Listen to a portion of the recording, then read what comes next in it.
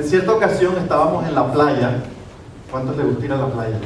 Pero todavía no, yo sé, porque está haciendo mucho frío, pero estábamos en la playa y me tocó regresar al carro, ¿sí? Y tuve que llevar unas cosas al carro para poder seguir con el día de playa. Y llevé las cosas al carro, recuerdo haberlas puesto en la maleta del carro, y entonces regresé a donde estábamos. Había una sombrilla y un toldo así de colores, entonces yo sabía dónde tenía que regresar, y ahí regresé. Y cuando estaba regresando me di cuenta que había dejado en la sombrilla unas cosas que también tenía que llevar al carro.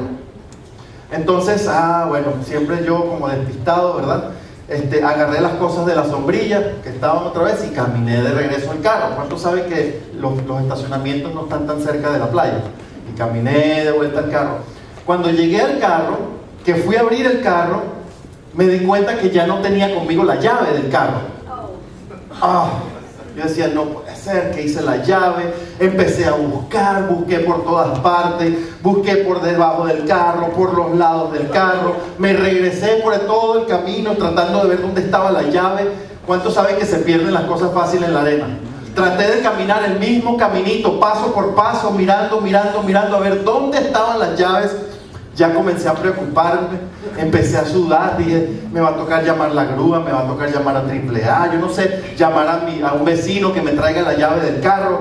Bueno, total que me hice un cerebro gigante, yo no sé qué está pasando, y siempre que le pasan a uno estas cosas, yo no sé si ustedes están despistados como yo, uno empieza a recriminarse. Pero ¿qué es lo que me pasa a mí? ¿Qué cabeza la mía? ¿Qué cerebro el que yo tengo? Que todo se me olvida, que todo lo pierdo, que todo lo dejo, que todo... No sé si le ha pasado eso. Entonces regresé todo el camino y llegué al toldo, y claro, ya en ese momento, cuando llegué de vuelta a donde estaba la sombrilla de la playa, mi esposa me vio como preocupada, ¿no? Y estaba allí con la familia, estaba mi hermano también. Y entonces, cuando ella me vio la cara, ¿cuántos saben que las esposas saben? Apenas le ven la cara a uno, ya saben que algo está pasando, ¿verdad? Y entonces me vio la cara y me dijo, ¿qué te pasó? Así tendría cara de susto yo. Y entonces yo dije, se me ha perdido la llave del carro. ¡Ay, no puede ser! ¿Y ahora cómo nos vamos a regresar? Bueno, qué lío, yo no sé. Estábamos ahí discutiendo, es que tú siempre se te olvidan las cosas, todo lo botas, todo lo pierdes. ¿Qué es lo que pasa contigo? Y mi hermano, que estaba sentado allí, que está viendo toda la escena, me dice, ¿no serán esas que tienes en el dedo enganchadas? Todo el tiempo había tenido con el arito del llavero la llave enganchada en el dedo, pero no me había dado cuenta. Qué cosa tan increíble que a veces las cosas las tenemos en las narices, pero no las vemos. ¿No es cierto? Tenemos las cosas enganchadas en el propio cuerpo y todavía sufrimos de una especie de ceguera extraña que no podemos ni explicar. Bueno, el Señor puso en mi corazón hablar de los distintos pasajes de la resurrección. Porque es fácil a veces que las iglesias entran en el proceso de Semana Santa y pues se enfatiza mucho sobre la muerte del Señor, sobre incluso el día de la resurrección del Señor, y hay un mensaje glorioso de resurrección. Pero es más raro ver una iglesia que sigue el tema de la Pascua o de la Semana Santa, hablando de los distintos encuentros que tuvo el Señor con sus discípulos ya una vez resucitados. Entonces me di a la tarea de estudiar todos los pasajes donde había un encuentro de Jesús resucitado. Yo no sé si usted ha hecho esa tarea, pero hay alrededor de unos 12 pasajes donde los discípulos tienen un encuentro con el Jesús de la resurrección. El primero, por ejemplo, que quiero citar está en Mateo 28:17, y voy a ir bien rápido acerca de estos pasajes. En ese encuentro se apareció el Señor a los 11 síntomas. Y dice, cuando le vieron, le adoraron, pero algunos dudaban. En Juan 20:9 dice que Simón y otro discípulo, ¿verdad?, se encontraron con el Señor, pero dice, porque aún no habían entendido la Escritura, que era necesario que Él resucitase de los muertos. Dudaban de si será Jesús o no será Jesús, ¿no? En Juan 20:14, María lo vio, ¿verdad? Dice que vio a Jesús que estaba allí, mas no sabía que era Jesús. Era como la llave que estaba guindada en el anillo, que era la llave de mi carro, pero no sabía que la tenía guindada en el anillo. Es más, miren lo que dice la palabra en el verso 15, que ella pensaba que era el jardinero. Y le dijo: Señor, si tú te lo has llevado, dime dónde lo has puesto. Pensando que Jesús era el hortelano. En Juan 20:25, finalmente le contaron a Tomás, una semana más tarde. Y Tomás dijo: si no viera en sus manos la señal de los clavos, y metiere mi dedo en el lugar de los clavos, y metiere mi mano en su costado, no creeré. No sé si va viendo un patrón aquí en todos estos encuentros de resurrección. Hay una especie de duda, hay una especie de ceguera rara, donde la gente comenzó a ver a Jesús, pero no podían reconocer que era Jesús. En Juan 21:4 dice: Pedro, Tomás, Natanael, Jacobo y Juan y otros 7 discípulos se fueron a pescar. Y dice: cuando ya iba amaneciendo, se presentó Jesús en la playa. A él no se le perdieron las llaves, por cierto. A mí sí. Pero bueno, se presentó Jesús en la playa y dice: mas los discípulos no sabían que era Jesús. ¿Cómo es posible? Caminaron con él por 3 años y ahora que está resucitado no lo pueden reconocer. Hay algo extraño allí funcionando. En Marcos, por ejemplo, capítulo 16, María Magdalena fue a contarle a los discípulos, y cuando ellos oyeron que vivía y que había sido visto por ella, no le creyeron. No le creyeron. Marcos 16:12, se le apareció a 2 discípulos que iban al campo. Ellos fueron y lo hicieron saber a los otros, y ni aún a ellos les creyeron. Hay un patrón que se está formando aquí, ¿no se da cuenta? Hechos 1:3. A los apóstoles, dice: después de haber padecido, se presentó vivo con muchas pruebas indubitables, apareciéndoseles durante 40 días y hablándoles acerca del reino de Dios. Y en el verso 9 dice: y habiendo dicho estas cosas, viéndolo ellos, fue alzado y le recibió una nube que le ocultó de los ojos. ¿Sí va viendo el patrón? Amén. Hay un encuentro con el Jesús de la resurrección, que hay algo que está sucediendo que no deja que los discípulos le reconozcan, o lo miren, o lo vean, o como que se les desaparece de la vista, o como que lo confunden con otra persona. Es un patrón que hay en todos los encuentros de resurrección. Hechos 9, 8 al 9. Se le aparece a Pablo de camino a Damasco. ¿Recuerdan ese pasaje?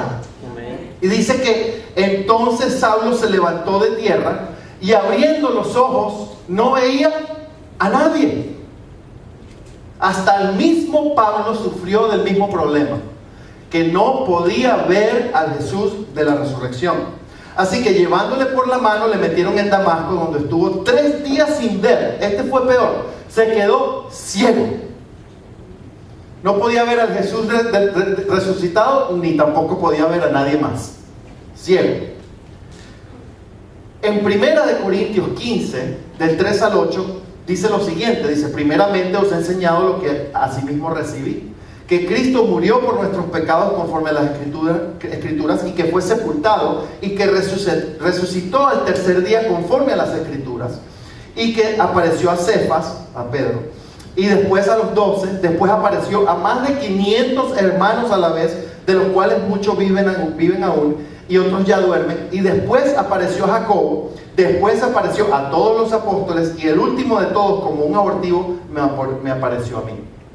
Hay evidencia abundante y suficiente de los encuentros de la resurrección en la Escritura. De hecho, la resurrección fue lo que despertó a la iglesia a una nueva realidad. La resurrección hizo que la iglesia comenzara a formarse, que los discípulos comenzaran a congregarse después de la muerte del Señor. Y no solamente eso, algunas personas piensan que fue el evento de la resurrección lo que sacudió a este grupo de discípulos a tal manera que ellos estuvieron dispuestos a entregar su vida literalmente, y muchos la entregaron por aquello que habían alcanzado a mirar. Pero por un periodo de tiempo, cuando vieron a Jesús, no lo reconocieron. Cuando lo vieron resucitado, no creyeron. Cuando lo vieron, se les desapareció de la vista. Hay un tema recurrente, y es que a veces la iglesia puede sufrir de una especie de ceguera posterior a la realidad de la resurrección. Y eso es lo que yo quiero apuntar. Quienes tuvieron un encuentro con el Señor resucitado estuvieron atónitos, despavoridos, dudando, incrédulos, desentendidos, ignorantes y ciegos, por lo menos por un periodo de tiempo. ¿Me está siguiendo todavía, verdad? Amén. No sé si usted había visto eso en la Escritura antes, pero a mí eso me sorprendió mucho. ¿Cómo es posible que la iglesia, en este caso los discípulos, tengan un encuentro con Jesús resucitado, que es la verdadera vida abundante, plena, continua, eterna? Es una realidad de vida nueva, diferente, y todavía no lo puedan ver? ¿Cómo es posible eso? El sepulcro había ocultado a Jesús detrás de una gran piedra pesada, pero la resurrección había ocultado a Jesús detrás de una ceguera temporal, pero incomprensible. ¿Por qué? ¿Por qué sufrieron de esa incapacidad de ver lo que tenían ensartado en el dedo? ¿A qué se debe eso? Y eso me hace pensar que la iglesia necesita desarrollar una nueva capacidad de ver. ¿Me explico? Inicialmente no tenían la capacidad de ver al Jesús resucitado. Tuvieron que desarrollar una nueva capacidad de ver, una visión renovada. He dejado por fuera este pasaje, que es el que quiero leer y que es el pasaje tema de este mensaje. Y el pasaje se encuentra en Lucas 24, del 13 al 35. Y lo voy a leer. Si usted tiene su Biblia, me puede acompañar con la lectura. El verso 13 dice: y he aquí, dos de ellos iban el mismo día a una aldea llamada Emaús, que estaba a 60 estadios de Jerusalén. Eso es un cálculo conocido. Se piensa que es alrededor de 11 a 12 kilómetros o unas 7 millas y media más o menos. ¿Ok?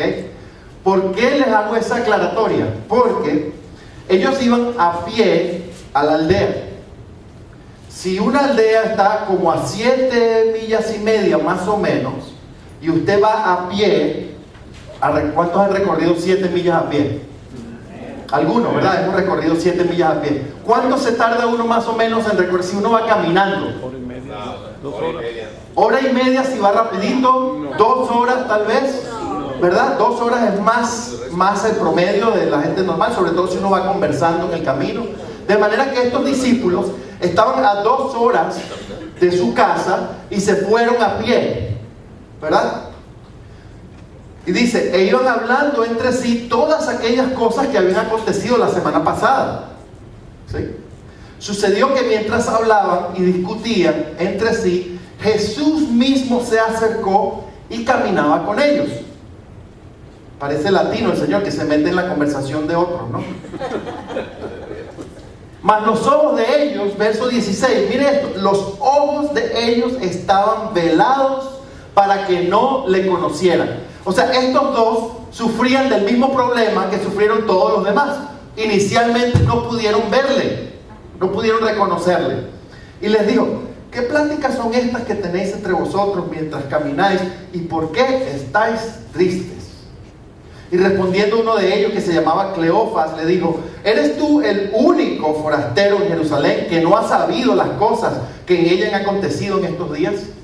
¿Acaso no prendiste la televisión anoche y viste CNN? Creo que no. Entonces él le dijo, ¿qué cosas?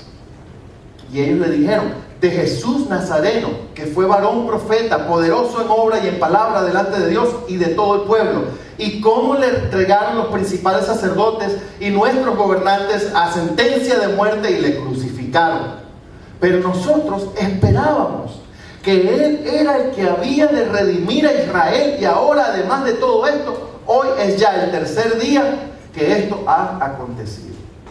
Estaban tristes, desolados, frustrados, con planes que a lo mejor se habían hecho en su mente de redención, de salvación, de un reino renovado para Israel, y no lo vieron con sus ojos. Y estaban tristes porque todo había sucumbido con la muerte de Jesús.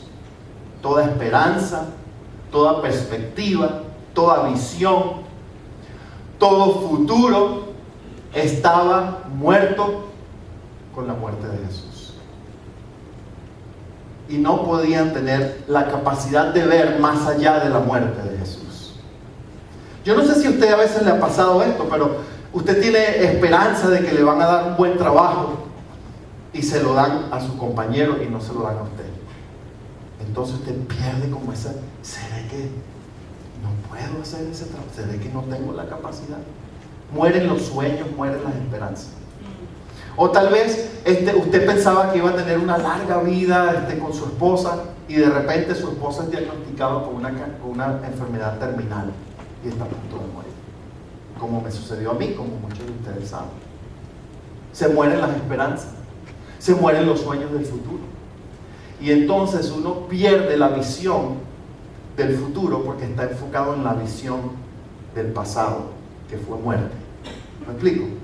Que está conduciéndonos a una realidad que no fue la que soñamos, no fue la que vimos, no fue la que esperamos.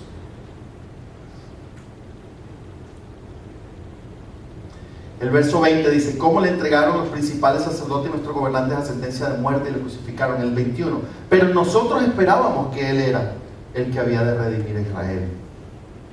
El 22, aunque también nos han asombrado unas mujeres de entre nosotros, las que antes del día fueron al sepulcro, y como no hallaron su cuerpo, vinieron diciendo que también habían visto visión de ángeles, quienes dijeron que Él vive. Ya habían escuchado lo que había pasado con con María Magdalena, y con María probablemente, la Biblia dice que era la otra María, probablemente María, la hermana de Lázaro, que fueron a la tumba y vieron a los ángeles que le dijeron que vivía. Ya habían escuchado eso. Y fueron algunos de los nuestros al sepulcro. O sea que ya habían sabido que había ido Juan y que había ido Pedro. Y hallaron así como las mujeres habían dicho, pero a Él no le vieron. ¿Sí ve el tema? A Él no le vieron. Entonces Él le dijo: oh insensatos y tardos de corazón para creer todo lo que los profetas han dicho. ¿No era necesario que el Cristo padeciera estas cosas y que entrara en su gloria? Y comenzando desde Moisés y siguiendo por todos los profetas, le declaraba en todas las escrituras lo que de Él decía. Tenían 2 horas para conversar. Llegaron a la aldea donde iban y hizo como que se iba más lejos. Entonces ellos le obligaron a quedarse. Lo habrán agarrado del brazo, ¿verdad? Lo habrán abrazado. Le dicen: no te vayas, vente con nosotros.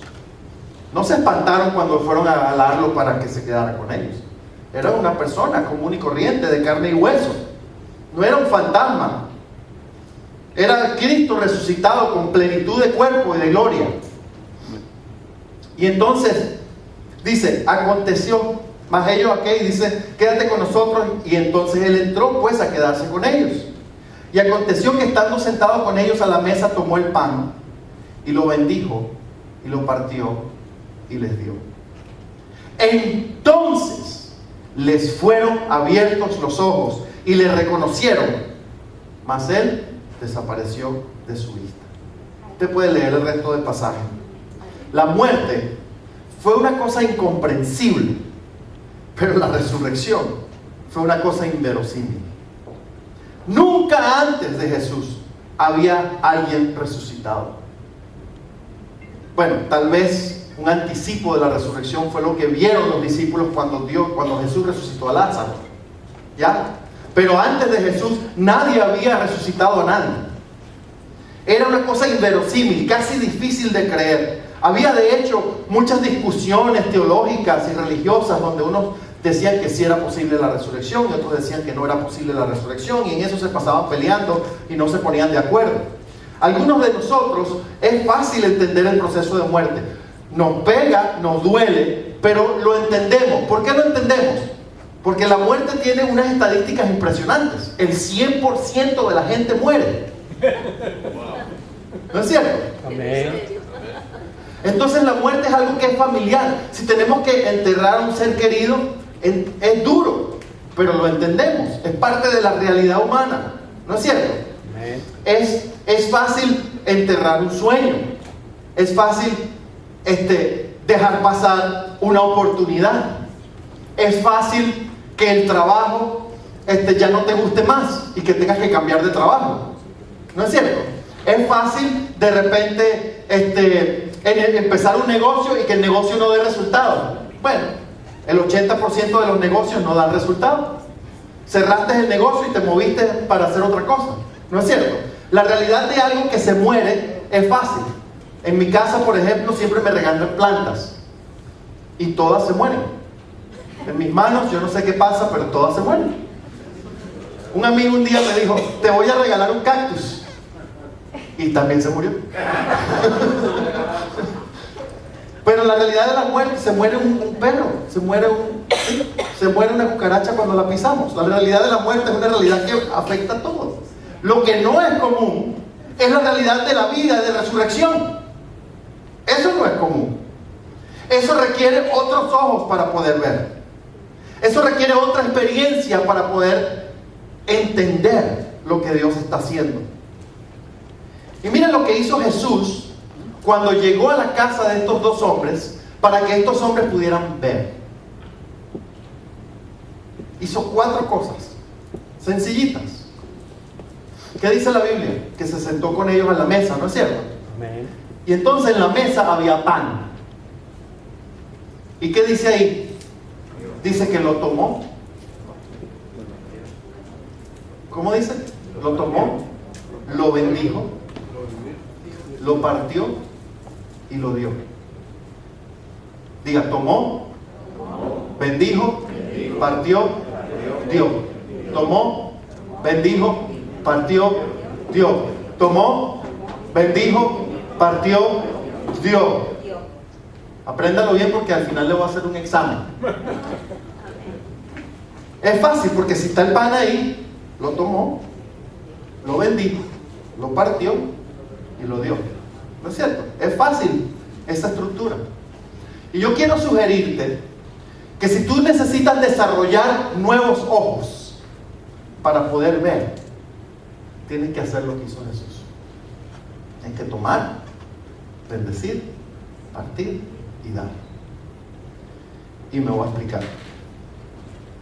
Si usted se da cuenta, en el verso 25 decía que eran insensatos. El Señor le dijo, ¿ustedes por qué son tan insensatos y tan tardos de corazón? ¿Sí ven? A veces nos unimos a una iglesia por una u otra razón y escuchamos muchas predicaciones. A veces abrimos la palabra y leemos muchas promesas. Y a veces maestros nos explican las escrituras y nos dicen, mira, esto es lo que significa, esto es lo que la palabra del Señor quiere enseñar. Pero aún así, vivimos como que si no pudiésemos ver. Vivimos ciegos. Aún así no podemos vivir en un nuevo nivel de fe. Porque para poder ver al Jesús resucitado, los discípulos necesitaban nuevos ojos. Unos ojos que fuesen desarrollados a través de la fe. Ahora, usted y yo probablemente recuerda este pasaje cuando el Señor finalmente se aparece a los 12, ya con Tomás en el cuarto, ¿verdad? Y el Señor le dice a Tomás, ven, mete tu mano en el costado y mete tu mano en el hueco de mi mano. Un poco gross, ¿verdad? Dirían los muchachos. Pero Tomás le dijo, no tengo que hacer eso, y lo adoró. Y el Señor, ¿qué le dijo? Tomás, porque viste, creíste. Bienaventurados los que no vieron y creyeron. Es decir, hay una dimensión de ver que va más allá de estos ojos que, como dice mi mamá, se lo han de comer los gusanos. ¿No es cierto? Hay una dimensión de ver que va más allá de nuestra capacidad de percibir lo que está delante de nuestros ojos. Es la dimensión de ver de mi hermano que vio la llave guindada en mi meñique. Él sí la vio, pero yo no. ¿Sí ven? Hay una dimensión de ver que requiere fe, requiere otra perspectiva, requiere otra manera de observar, otra manera de percibir lo que Dios está haciendo. Y si usted quiere una vida plena, una vida que pueda vivir usted en el Jesús resucitado, usted necesita desarrollar una capacidad nueva de ver. Amén. Y esa primera capacidad de ver viene con el acto de Jesús cuando tomó. Diga, tomó. Tomó. ¿Sabe por qué? Porque la vida de fe es una vida que no solamente toma, arrebata. Me va siguiendo aquí, ¿verdad? La vida de fe es una vida atrevida. Que no importa que no te dieron la promoción del trabajo, tú vas y hablas con el jefe y hablas con el director y hablas con el vicepresidente y comienzas a evaluar otras oportunidades de crecer dentro de la empresa. No importa que se murió el trabajo, el negocio, tú comienzas a pensar, ¿será que hice algo que no era? ¿Será que debo hacer algo diferente? ¿Será que el negocio tiene que ser distinto? ¿Tiene que estar en un lugar distinto? Tengo que empezar un negocio con otra perspectiva de ver. Y aún en medio de los fracasos, tú te sobrepones y comienzas a arrebatar lo nuevo. ¿Me explico? Amén. Comienzas a ver las cosas con manera diferente. Tal vez haya sido que, no sé, en las dinámicas de la familia, un hijo no crea en el Señor. O un esposo no crea en el Señor. Pero tú comienzas a ver diferente. Comienzas a ver diferente a tus hijos, comienzas a ver diferente a tu esposo, y tú comienzas a visualizar en fe aquellas cosas que todavía no ves, pero que puedes ver por medio de la fe. ¿Sí ves? Porque la palabra dice que la fe es la certeza de lo que se espera. Tú esperas que tu hijo o tu esposo tengan unas conductas diferentes. Entonces tú comienzas a ver eso y a arrebatarlo y a reclamarlo y a tomarlo por la fe. Aunque todavía no lo ves, ya lo tienes, porque ya lo tomaste con una visión de fe. ¿Me explico? El Señor todavía no había comido del pan, pero lo tomó. Es más, no le dieron ni permiso. Mira, Señor, ahí hay pan, ¿qué tal si tú lo agarras? No, el Señor lo tomó. ¿Y sabe por qué? Y le voy a dar un secreto aquí. Es que el secreto de este tomar, de este nuevo tomar, es que Jesús estaba sentado en la mesa. Jesús estaba sentado en la mesa. La vida a otro nivel de fe, la vida que tiene ojos abiertos para ver lo que todavía los ojos naturales no ven, comienza en la mesa de la intimidad con Dios. Tú quieres ver lo que no puedes en tu capacidad de ver, comienza a tener comunión con Dios. Sí, donde Dios antes era primero rey, pero ahora tiene que ser primero padre. Cuando el Señor nos enseñó a orar, ¿qué dijo? Padre nuestro. Y después dijo, venga tu reino. ¿Sí ves? Primero Dios es Padre. ¿Qué pasa? Que el Padre siempre te invita a la mesa. ¿No es cierto? ¿Cuántos de ustedes son mamás y cocinan? ¡A comer! ¿Sí o no? Porque si tú eres primero, en tu relación con Dios es de Padre, tú primero te sientas a la mesa con el Señor. ¿Sí? Y después el Señor te dará instrucciones para llevar adelante la misión. ¿Me explico? Entonces en la intimidad Dios revela esa forma nueva de ver, esa vida nueva de plenitud. ¿Sabes? Yo a pocas casas puedo ir donde yo puedo entrar a la cocina. Hola, ¿cómo están? Sí, me voy a la cocina y abro el refrigerador y me hago un sándwich. Lo puedo hacer en mi casa. Probablemente lo pueda hacer en casa de mi mamá. ¿No es cierto? Hola mami, no, tengo un hambre terrible. Y uno va al refrigerador y lo abre y se hace un sándwich y se lo come. Pero yo no voy a ir a casa de ustedes. Sería como de mala educación, ¿no es cierto? Hacerme un sándwich en la refri de su casa, que ni me han invitado. Mal educado. Pero me explico, ¿verdad? ¿Dónde va uno y abre la refri y se hace un sándwich? En la casa de los papás, o en la casa de un hermano cercano, o de un amigo que le ha dado esa confianza. ¿No es cierto? ¿Dónde espera la iglesia encontrar las visiones nuevas de Dios?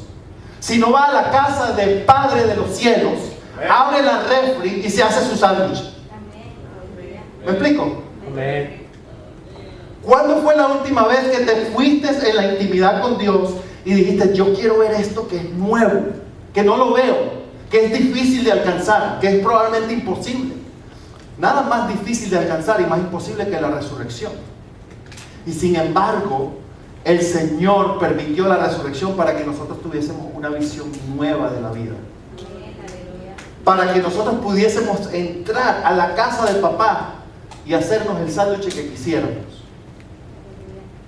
A lo mejor allí entonces el Señor te dice, bueno, pero no le eches tanta mayonesa, y te da instrucciones. ¿Me explico? Pero tú necesitas entrar en ese nivel de intimidad con el Señor. El cristiano que tiene un encuentro con la vida plena vive en otro nivel de fe. Un nivel de fe que viene con la confianza de que ahora tenemos un Padre con el cual podemos tener intimidad. Podemos sentarnos primero a la mesa antes de sentarnos a los pies del trono. Entonces, ¿qué visión tienes tú de Dios? ¿Dios es tu Padre o Dios es el juez? El Rey. Dios es el Rey y es el juez. Pero la visión que nosotros tengamos de quién es Dios va a cambiar la manera como nosotros nos relacionamos con Él. Y va a cambiar la manera en que nosotros podemos ver. Perspectiva diferente. Después que tomó, yo te estoy invitando de alguna manera a tomar con los ojos de la fe aquello que Dios te ha prometido. Pero después que tomó, dice la palabra que lo bendijo. Ahora mira qué interesante esto. El verso 32, por ejemplo, cuando ellos se dan cuenta que era Jesús, se dicen el uno al otro, ¿no ardía nuestro corazón en nosotros mientras nos hablaba en el camino y cuando nos abría las escrituras? ¿Sabe? El cristiano que yo conozco, no los que vinieron hoy, sino los que yo conozco, han escuchado mucho acerca de vivir llenos del Espíritu. O habemos, pues, porque yo entro en ese bote. Habemos muchos que hemos escuchado acerca de vivir en el Espíritu. Pero aún así no entendemos qué significa eso.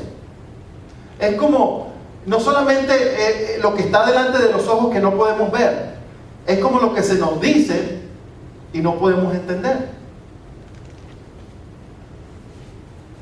Ni lo entendemos y menos lo hacemos. Lamentablemente conozco muchas iglesias donde hay muchos cristianos que no viven en el Espíritu. Y a lo mejor yo también caigo en ese bote. Que a lo mejor en circunstancias o en situaciones, en problemas, se me olvida lo que es vivir en el Espíritu.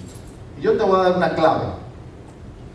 Y esta clave es importante porque fíjate una cosa, sin resurrección nosotros no tendríamos al Espíritu Santo.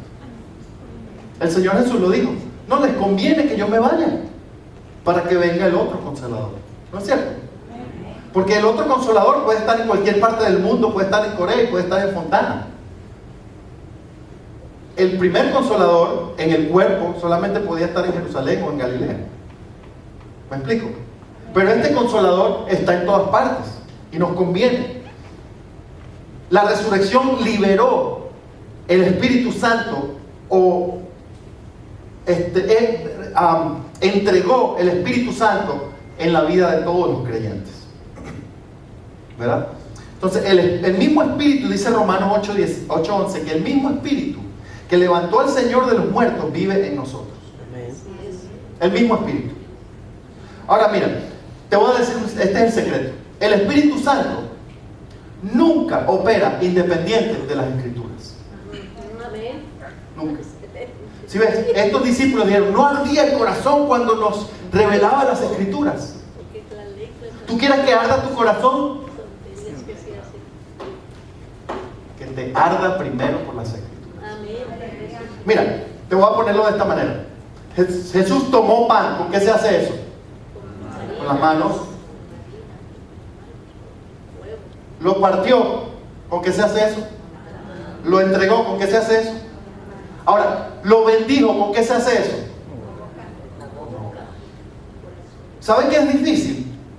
Que salga palabra de mi boca sin que salga con la palabra aliento. Trate de hablar sin sacar aire. ¿Hello? ¿Lo ha intentado?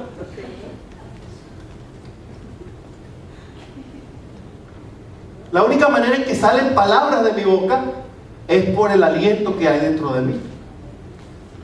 Hay una estrecha relación entre la obra del Espíritu Santo y la palabra escrita de Dios. ¿Sí ven? Cuando la palabra se expresa, es el Espíritu Santo el que la mueve para que nosotros podamos recibir. Si usted quiere desarrollar una nueva experiencia de vida, una nueva forma de ver, una nueva forma de percibir, tiene que arderle el corazón por la palabra del Señor. Miren, en una ocasión estábamos haciendo un estudio bíblico en la casa. Siempre lo hacemos con cierta regularidad, con solamente la familia. Mis niñas estaban bien pequeñas. Y entonces comenzamos a leer la palabra. Y una de mis hijas dijo: a mí no me gusta la Biblia, porque la Biblia es aburrida. Mire, yo sentí que el corazón se me hizo pedacitos. Mi esposa me agarró la pierna así y me dijo: tranquilo, tranquilo, entiende lo que te está diciendo. Y yo, ¿sabe por qué me afectó tanto? Porque desde que yo conocí al Señor, lo conocí fue a través de la palabra. Pero me afectó mucho más, porque así habemos a veces muchos cristianos caminando que nos parece la Escritura aburrida. Queremos tener experiencias de señales y prodigios y milagros y todo eso, pero no queremos tener la experiencia de una disciplina para sembrar en el corazón cada día la Escritura. Y la forma en que el Espíritu de Dios se va a manifestar en tu vida es en la medida que tú te sumerjas en la Escritura. Porque el Espíritu de Dios es el Espíritu de la Escritura. ¿Me explico? Amén. Y cuando tú te sumerges en la Escritura, comienzas a desarrollar una forma diferente de ver. ¿Sí ves? Entonces, cuando el Señor bendijo, con sus palabras, bendijo el pan, estaba expresando en eso que profirió sus palabras, no solamente la bendición del plan, sino las 2 horas que pasó caminando con ellos, revelándole las Escrituras. Tercero, lo partió. Casi no tengo mucho tiempo. Algunos escuchamos de la vida eterna y pensamos que la vida eterna es algo que va a pasar en algún momento en el futuro. ¿Cuántos han pensado en eso? Ah, sí, un día, a lo mejor cuando nos muramos y venga el Señor y nosotros también resucitemos con Él, ese día empieza la vida eterna. Pero la vida eterna comenzó el día que Jesús comenzó a caminar sobre la tierra. Cuando el Señor se estaba predicando entre nosotros, ¿qué dijo? El reino de Dios se ha acercado. Lo que significa es que el reino de Dios estaba al alcance de la mano, estaba entre ellos. ¿Sí ven? La vida eterna no es algo para el futuro. La vida eterna es algo que tenemos que comenzar a vivir hoy, en el poder de la resurrección del Señor. Entonces, cuando el Señor partió el pan, ¿seguía siendo pan o no seguía siendo pan? Amén. Sí, ¿verdad? Amén. Pero este pan que está ahora partido, ¿era igual al otro? Antes de ser partido. No, ¿verdad? Porque antes había un pan, imagínense lo redondo, y ahora hay pedazos de pan, ¿no es cierto? Y boronas de pan. Si estaba tostado y calientito con mantequilla. Ay, perdón, me estoy desviando. Algunos tenemos hambre, no mentira. Pero el pan en el acto de ser partido fue transformado. Siguió siendo pan, pero ahora era diferente. Y es que cuando nosotros tenemos un encuentro con la vida nueva, nosotros tenemos que ser diferentes. Jesús fue diferente, tan diferente que no le reconocieron. Algo había, no sé qué, en el cuerpo de Jesús, que lo veían y pensaban que era el jardinero. Qué raro, ¿verdad? En vez de pensar que era el Rey de Reyes. O lo veían y no le reconocieron. ¿Sí? Algo pasó. Ahora, yo no sé, pero en la vida cristiana, nosotros como creyentes, tenemos que tener un momento de ser partidos para vernos diferentes, para actuar diferentes, para tener actitudes diferentes. Si ves, un encuentro con el Jesús de la resurrección va a causar que tu vida y la mía sean diferentes, que la manera en que nos relacionamos con la familia sean diferentes. Tú te pareces a María, pero eres tan diferente a la María que yo conocí. ¿Me explico? Hay un efecto de transformación que tiene que suceder. Y ese efecto de transformación, en el acto de ser transformado en algo nuevo, en una vida nueva, en una vida del Espíritu, en una vida de resurrección, en una vida de fe, en una vida que comienza a ver la vida de forma distinta, en ese acto de transformación, nosotros comenzamos a ver diferente. Tenemos una forma distinta de percibir las cosas. Si antes participábamos en negocios medios turbios, un encuentro con el Jesús de la resurrección nos dice ahora, ¿sabes qué? Esto no lo quiero hacer más. Ay, ¿qué te pasó? Pero si toda la vida lo has hecho. Tú no tienes la capacidad de dejar este camino. A lo mejor siempre hiciste drogas o traficabas drogas y te convertiste al Señor y dijiste, no voy a traficar más drogas. Y los mismos drogadictos de alrededor te dicen, tú no puedes dejar de traficar. El que ya entró no se puede salir. ¿Me explico? Sí te puedes salir de hábitos malsanos, de hábitos mal habidos, porque tu vida puede ser transformada. Cuando Jesús partió, transformó. ¿Sí? ¿Sabe que ese es como había un pastor, no era el de esta iglesia, sino uno que yo conocí, que siempre llegaba tarde a todos los sitios. Siempre llegaba tarde a la iglesia, a las bodas, a los bautizos, a los sepelios, a todo. Y entonces siempre tenía una excusa nueva. Entonces llegó una hora tarde a esta iglesia donde lo habían invitado a predicar. Y se peinó rápido. Llegó, pastor, pero ¿hasta cuándo, pastor? Usted siempre llega tarde a los sitios. No, es que no vas a creer lo que me pasó. Bueno, a ver, pastor, ¿qué le pasó? Imagínense que yo venía por el freeway, por el 210, manejando, y de repente se reventó una llanta. Bueno, me bajé, saqué el repuesto ahí, me puse a poner la llanta y eso me retrasó. Hasta ahí uno dice, bueno, eso es normal, le puede pasar a cualquier persona. Pero el pastor, pues como siempre llegaba tarde y tenía buenas excusas, dice, pero estaba poniendo uno de los pernos, de las tuercas pues, y se cayó y se fue rodando allá en medio del freeway. Y yo pues no iba a andar sin esa tuerca, así que me fui por el medio del freeway, me fui a agarrar la tuerca y me agaché para agarrar la tuerca, y cuando levanté la mirada venía un camión de 18 ruedas y me atropelló. El amigo, el pastor que lo invitó le dice, pastor, usted me va a perdonar, pero eso no se lo puedo creer. Ah, no, pero ¿por qué? Porque es imposible que usted haya tenido un encuentro con algo tan grande y usted se vea igualito. Es imposible que usted y yo hayamos tenido un encuentro con el Jesús de la resurrección y nos veamos igualitos. El resucitado tiene que cambiar nuestro corazón, nuestra manera de ver, nuestra manera de pensar, nuestra manera de actuar, nuestra manera de vestir. Si antes uno se ponía los chorcitos por acá, uno se lo pone más larguito, no por religiosidad, sino porque cambia la perspectiva del cristiano, cambia la forma de ver las cosas. ¿Me explico? Porque antes no me importaba que me vieran, pero ahora sí me importa. ¿Por qué? Porque usted, en su proceso de transformación, ahora usted no va a vivir para usted.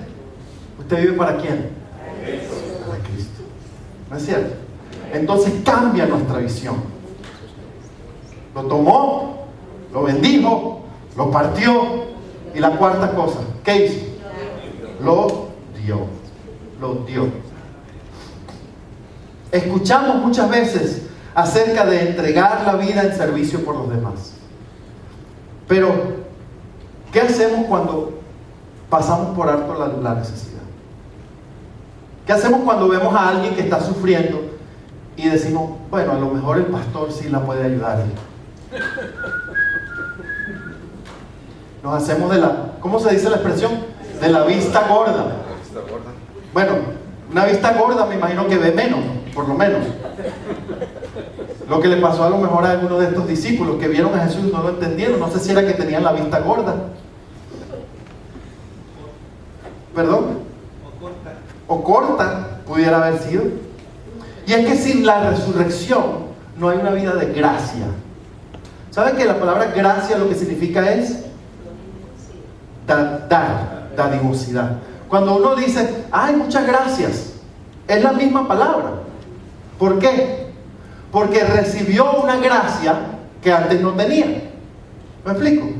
Por ejemplo, usted va a un edificio y va una persona de frente de usted y se apresura y le abre la puerta, ¿verdad? ¿Y uno qué le dice a la persona?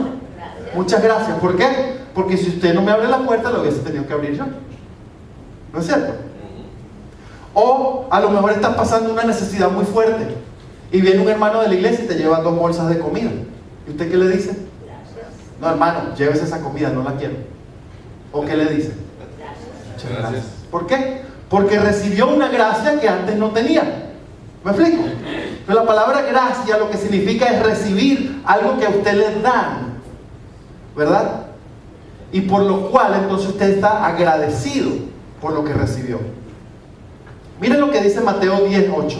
Dice, sanad enfermos, limpiad leprosos, resucitad muertos, echad fuera demonios, de gracia recibisteis, dar de gracia. Jesús lo tomó, lo bendijo, lo partió y lo dio. De tal manera amó Dios al mundo que dio.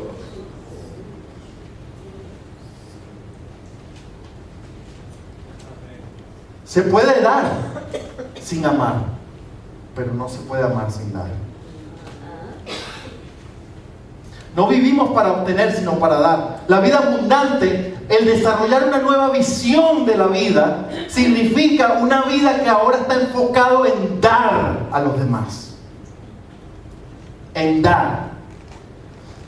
El poder entregar aquellas cosas que el dinero no puede ni siquiera comprar.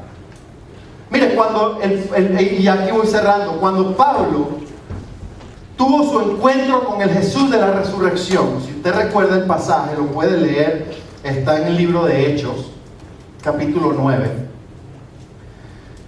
Él quedó ciego, ya les había dicho, ¿verdad? Entonces se va y lo esconde. Mira, dice, había entonces en Damasco un discípulo llamado Ananías, a quien el Señor le dijo en visión, Ananías, y él respondió, heme aquí, Señor. Lo escondieron. Y el Señor le habla a Ananías. Y el Señor le dijo, levántate y ve a la calle que se llama derecha y busca en casa de Judas a uno llamado Saulo de Tarso, porque he aquí él ora. Y ha visto en visión, Saulo, o sea Pablo, ha visto en visión a un varón llamado Ananías. O sea, Pablo está orando en casa de Judas, en Damasco, y Ananías está en su casa. ¿No es cierto? Pablo ora y Dios le da una visión. Vas a ver a un tal Ananías. Y Ananías, que está en su casa, recibe una palabra de Dios. Ve a encontrarte con Pablo. Ese tipo de cosas que solamente el Espíritu Santo hace, ¿verdad? Esas conexiones divinas. Y Ananías se va a casa de Pablo, dice la Escritura, usted lo lee después. Dice que oró por él y que en el momento se le cayeron las escamas que tenía en los ojos y volvió a ver. Así que tiene que ver eso con este pasaje. Estamos hablando de nueva visión, nueva perspectiva, una vida nueva en la resurrección. ¿Qué tiene que ver? Que la palabra Ananías, el nombre Ananías, es la combinación de dos palabras en hebreo. Hana, ni ya. Hana, ni ya. Ya, voy a empezar por atrás. Ya es la forma corta en la cual el judío nombraba el nombre de Dios, Yahweh, ¿verdad? Nosotros lo conocemos como Jehová, pero realmente es Yahweh. Cada vez que usted lee en la Biblia, Ya es la forma corta del nombre Yahweh. Así como cuando cada vez que usted ve a Roberto le dice Bobby. ¿No es cierto? La forma corta es Yah. Hannah significa la gracia. La gracia. Ni es nuestra. Nuestra gracia es Dios. Nuestra gracia es Dios. Un nombre parecido a este, Ananilla, es como se llama mi hija, pero ella se llama al revés. Ella se llama Hannah. Hannah es el mismo nombre, pero al revés. ¿Ya? Significa la gracia, el regalo de Dios o la gracia de Dios. La gracia de Dios. En el caso de Ananilla es de Dios, es la gracia. ¿Sí? Es al revés. Ahora, ¿qué tiene que ver eso? Lo tomó, lo bendijo, lo partió y lo dio. Tiene que ver con la capacidad de dar, con la capacidad de entregar. Y Pablo no recuperó su visión hasta que vino la gracia de Dios para devolverle su visión. Hananilla, ¿verdad? La gracia de Dios vino, oró por él y le devolvió su visión. Y es que usted y yo vamos a recuperar nuestra nueva forma de ver en la medida en que la gracia de Dios venga sobre nuestras vidas y nos permita a nosotros la capacidad de dar, de actuar en gracia, de dar por gracia lo que de gracia recibimos. Amén. Y ahí están las 4 cosas que le van a permitir a usted vivir una vida abundante y plena, eterna, desde ahorita, no desde después. Es tiempo de que el cristiano deje de vivir la vida de fe para mañana. Hay que vivirla hoy, porque hoy se ha manifestado la gracia del Señor. Amén. Hoy podemos desarrollar una nueva capacidad de ver. Hoy podemos ver a Jesús resucitado. Hoy podemos vivir en generosidad, en dadivosidad. Hoy podemos vivir en fe. Hoy podemos vivir amando la Escritura. Amando la Escritura para que arda el Espíritu Santo en el corazón. Hoy podemos desarrollar una nueva visión. Una nueva perspectiva de la vida. Efesios 5:14, y con esto termino, dice: despiértate, tú que duermes, y levántate entre los muertos, y podrás ver la luz de Cristo. Una nueva capacidad de ver. Vamos a ponernos de pie.